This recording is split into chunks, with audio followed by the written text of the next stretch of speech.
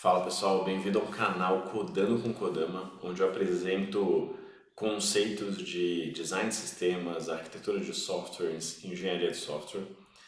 E para começar o canal, eu vou começar introduzindo um padrão de arquitetura que é muito conhecido, muito famoso.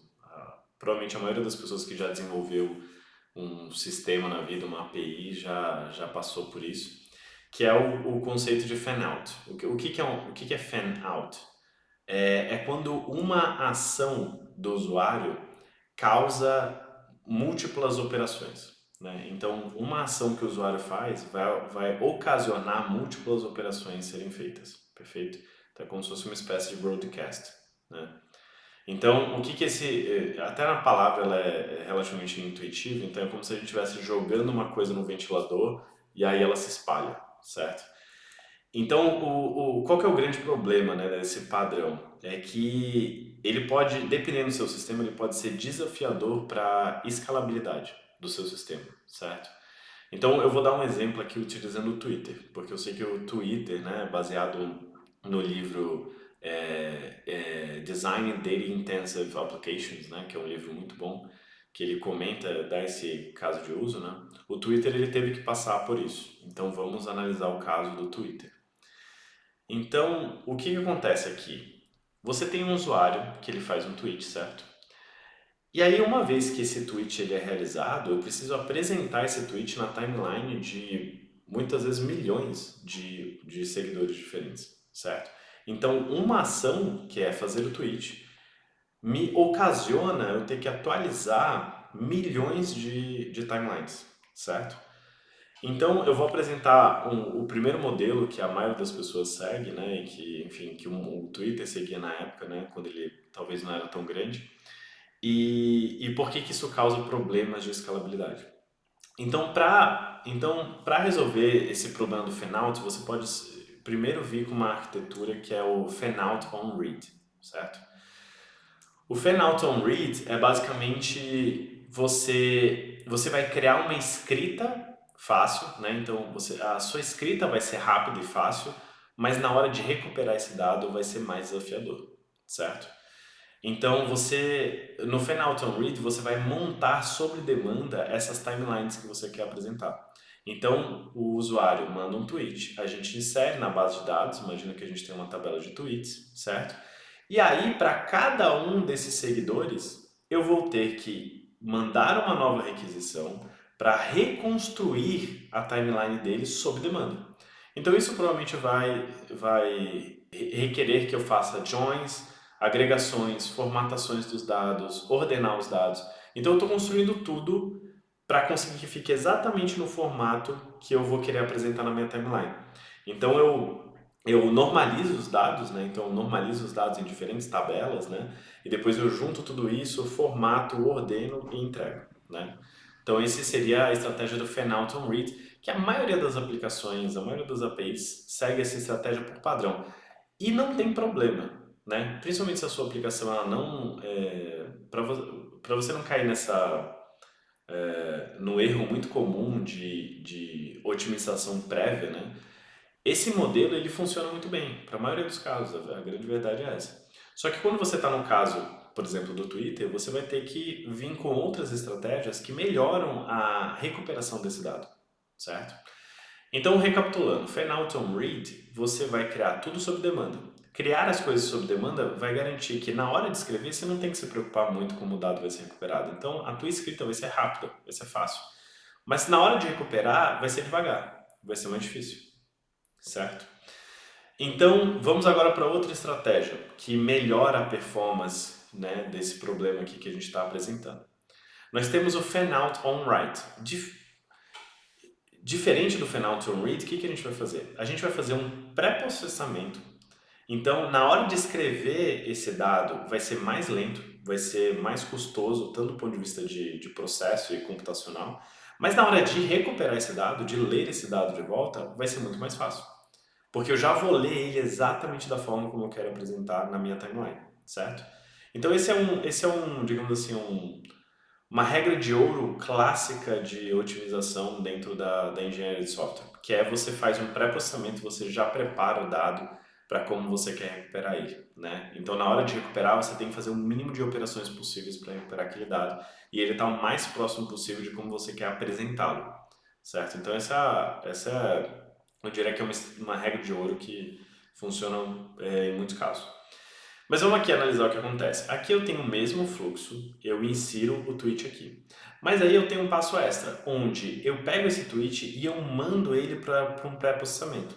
Esse mandar, você pode usar diferentes tecnologias para fazer isso, né? Você pode usar um SQS, você pode usar Kafka, você pode usar o próprio Redis como se fosse um mecanismo de fila, né? Você consegue usar o Redis como se fosse uma fila. E você vai fazer isso, certo? E aqui você tem um componente de software que vai fazer um pré-processamento. Então, esse pré-processamento ele já vai para preparar o tweet e organizar ele da forma como ele vai ser recuperado, certo? Então, exemplo, como que eu poderia orquestrar aqui? Como que eu poderia desenhar essa solução? Primeiro que eu poderia utilizar bases de dados específicas para lidar com séries temporais, né? Time series. Então você tem Cassandra, você tem HBase, você tem vários outros sistemas de base de dados que eles são focados, são otimizados para lidar com esse tipo de processamento, certo? Então a sua base principal, digamos assim, digamos que aqui a gente está lidando com uma base relacional, ela se mantém a mesma. Só que você está criando um processo para otimizar a recuperação dessa entidade específica dentro da sua base de dados, certo? Então aqui o que eu vou fazer? Eu vou fazer um pré-processamento, deixar o tweet bonitinho do jeito que eu vou querer recuperar e eu vou salvar ele de uma forma quando esse usuário 1 quiser atualizar a timeline dele, já vai ser muito rápido fazer isso. Eu não vou ter que fazer joins, agregações, formatações, etc. Mesma coisa com o usuário 3 e o usuário 1, certo? Então isso garante que eu tenho mais passos para escrever, certo? Então talvez demore mais esse processo final do tweet estar disponível para ser recuperado, mas na hora de escrever ele é basicamente instantâneo. Eu chego muito perto de algo instantâneo. Isso é muito bom. Mas nós também temos outros trade-offs. Sempre quando a gente toma uma decisão, toda decisão ela tem um trade-off, certo? Você está falando sim para uma coisa, você automaticamente está falando não para outra, certo? É assim que funciona.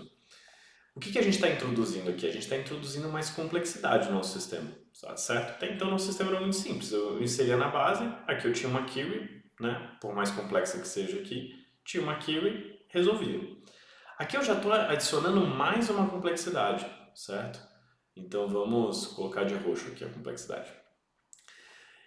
Então o que eu tenho que pensar? Como engenheiro de software, eu tenho que pensar o seguinte: esse processo, toda vez que eu tento replicar dados em mais de um lugar, eu corro o risco de haver uma desincronização, desses dados estarem desincronizados. Então eu tenho que garantir essa integridade, garantir que todos os tweets que estão aqui, eles passaram por esse processo, eles passaram por esse pipeline, por esse pré-processamento. E aí eu já tenho que começar a levantar algumas perguntas de como que eu vou resolver esse tipo de problema. Então vamos ver, onde que ele pode falhar? Digamos que ele pode falhar nessa altura aqui, certo? O que pode falhar nessa altura? Digamos que na hora de escrever isso aqui, por algum motivo ele falha. Vamos imaginar aí algum problema de configuração do ambiente, alguma coisa assim, ele falha.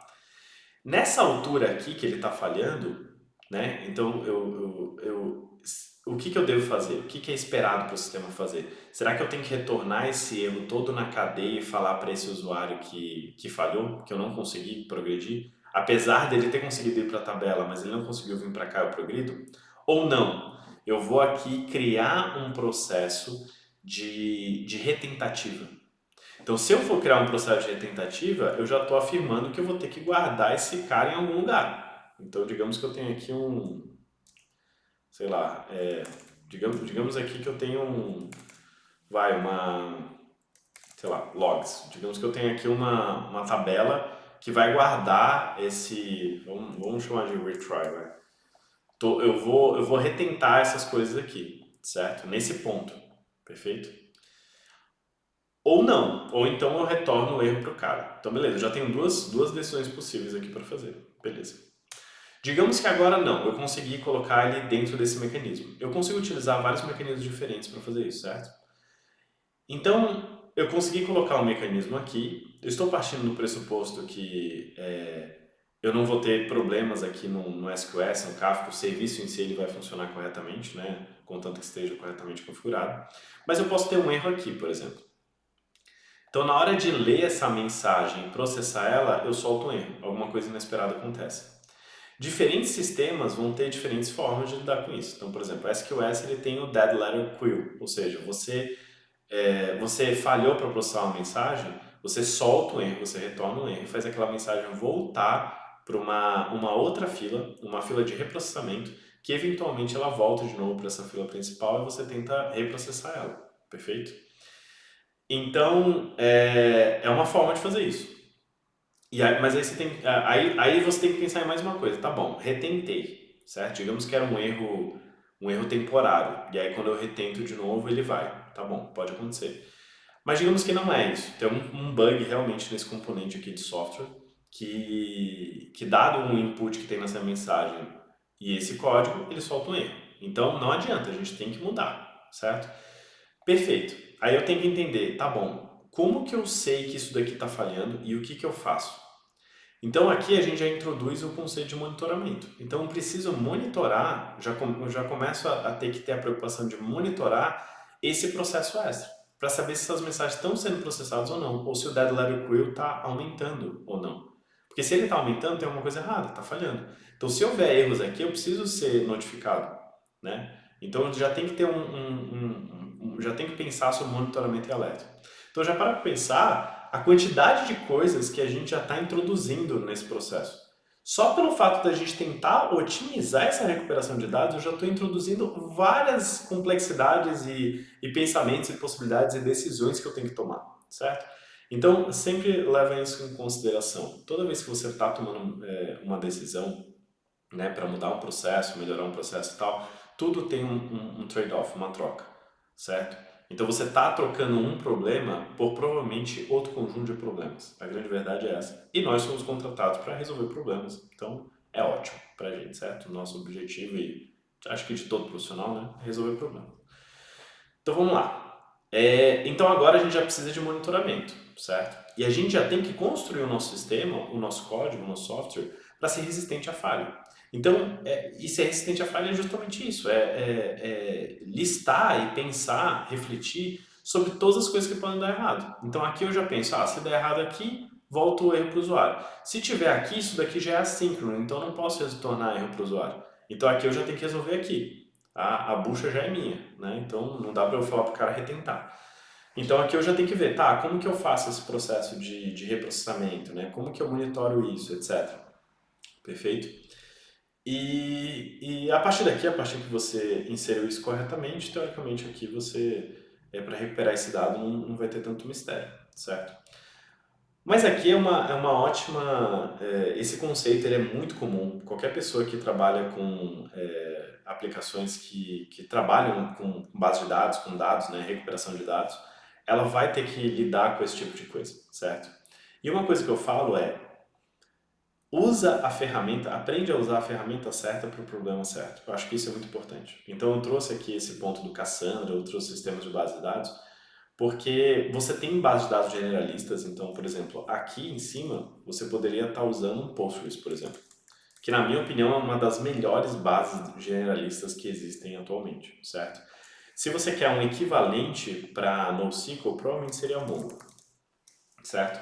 Bases muito boas generalistas. Agora, se você está com um problema muito específico, em vez de tentar reinventar a roda nesses caras e fazer vou criar materialized views, vou criar views e aí eu vou atualizar elas de não sei o que, vou criar uma tabela específica, eu tenho que sincronizar a tabela. Em vez de ficar reinventando a roda, procura a ferramenta certa para o serviço, certo? Eu acho que uma grande dica que eu daria, baseada na minha experiência, é isso. Procura a ferramenta certa para o serviço, que isso vai facilitar muito a sua vida. Então, eu acho que cada vez mais os engenheiros de software eles vão ter que se preocupar com esse tipo de arquitetura e desenhar os sistemas, vão ter que se preocupar com esse tipo de problema muito mais do que no problema do detalhe, do código, etc. Então, então eu acho muito interessante você conhecer sistemas de base de dados diferentes, quais são os casos de uso para cada uma delas, testar dentro da sua própria aplicação, né, introduzir uma delas, né, e ver se resolve bem o problema que você tá tentando resolver. Mas cada ferramenta vai se dar bem com uma situação diferente. Então, no Twitter, se eu não me engano, eles usam Kafka, mas para outras aplicações, um SQS da vida, ou um próprio Redis lá, simplão, você pode usar, talvez resolva já o seu problema. Então, eu acho que boa parte da responsabilidade do dinheiro é tomar essas decisões. Entendeu? Então aqui a gente já viu umas 10 decisões diferentes que a gente teria que tomar e as decisões têm que ser baseadas em alguma coisa, certo? A gente tem que ter um racional por trás do porquê que a gente está tomando essas decisões, certo? Mas enfim, aqui o trade-off é esse. Eu vou escrever de forma mais lenta, mas eu vou recuperar mais rápido. E aí meus usuários vão ficar felizes da vida que vão conseguir recuperar essa informação valiosíssima dos tweets e conseguir ler sem muitos problemas, certo? Então, é isso, pessoal.